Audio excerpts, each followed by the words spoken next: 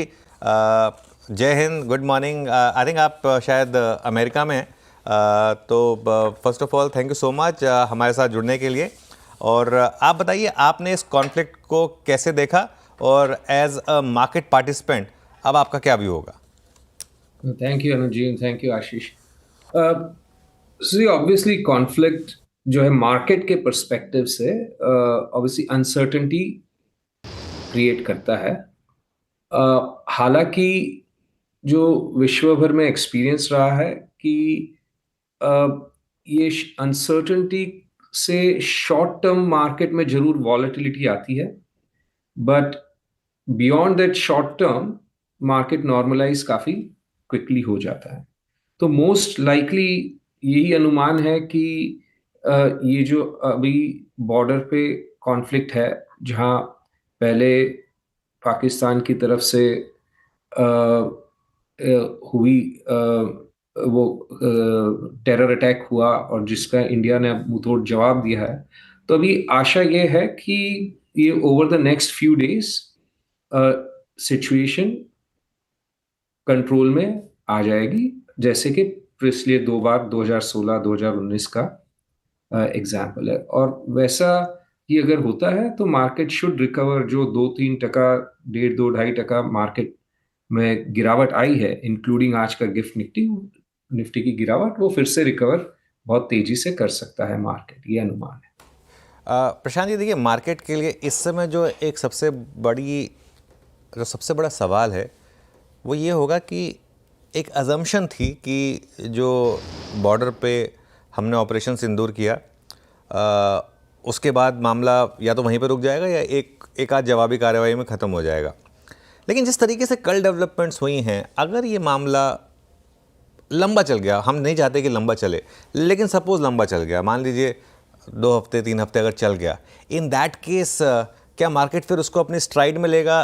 पहले 3-4 दिन के एक एक्शन के बाद क्या वो जो जैसे इकोनॉमिक्स का वो डिमिनिशिंग मार्जिनल यूटिलिटी वाला कॉन्सेप्ट है वो एप्लीकेबल होगा? उसके बाद क्या मार्केट बस इसको अपनी स्ट्राइड में लेके सिर्फ अर्निंग्स और बाकी चीज़ों पर फोकस करना शुरू करेगा? बिल्कुल। एक तो सी ये सब चीज में प्रेडिक्ट करना बहुत बहुत मुश्किल है, क्योंकि कैसे इवॉल्व होती है सिचुएशन उसके ऊपर मार्केट का रिएक्शन होगा। अब अगर मार्केट को ऐसे लगता है कि एकदम ही सिचुएशन आउट ऑफ कंट्रोल होगा, अगर कुछ ऐसी डेवलपमेंट्स लगती है कि जहां पे सिचुएशन बिल्कुल आउट ऑफ कंट्रोल होता हुआ दिखता है, तब तो पॉसिबल है कि कुछ बड़ी गिरावट ज्यादा बड़ी गिरावट से मतलब है 10% या ज्यादा, उससे उसकी वजह से ये कॉन्फ्लिक्ट के वजह से आए। बट आज जो परिस्थिति है उससे ऐसा अभी एटलीस्ट मार्केट ये नहीं अनुमान लगा रहा है कि ये कुछ आउट ऑफ कंट्रोल होने वाली सिचुएशन है as of today. But situation लगातार इवॉल्व हो रही है। तो अ, तो एकदम कॉन्फिडेंटली कुछ भी कहना वाजिबी नहीं है। एक पॉसिबली आपसे आखिरी सवाल फिर, तो इस समय अगर हम purely as an investor focus करें और अगर मार्केट आपको मौके दे, अगर यहाँ से मार्केट करेक्ट हो और सपोज करिए आप 23,800 23,500 तक की एक करेक्शन हो, कौन से थीम्स सबसे इंपॉर्टेंट होंगी इस समय इन्वेस्ट करने के लिए? अब सो देखिए, हम तो all the time fully invested रहते हैं अक्रॉस सेक्टर्स। और जहां पर सबसे ज्यादा अपॉर्चुनिटीज आज के तारीख में टीम को दिख रही है, वो बैंकिंग सेक्टर है, हेल्थ केयर सेक्टर है, सिलेक्टिव टेक्नोलॉजी सेक्टर है,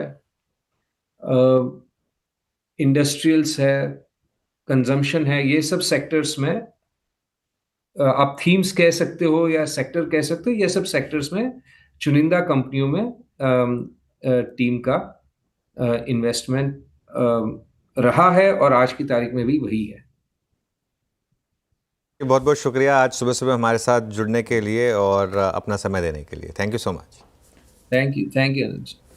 बिल्कुल। धन्यवाद।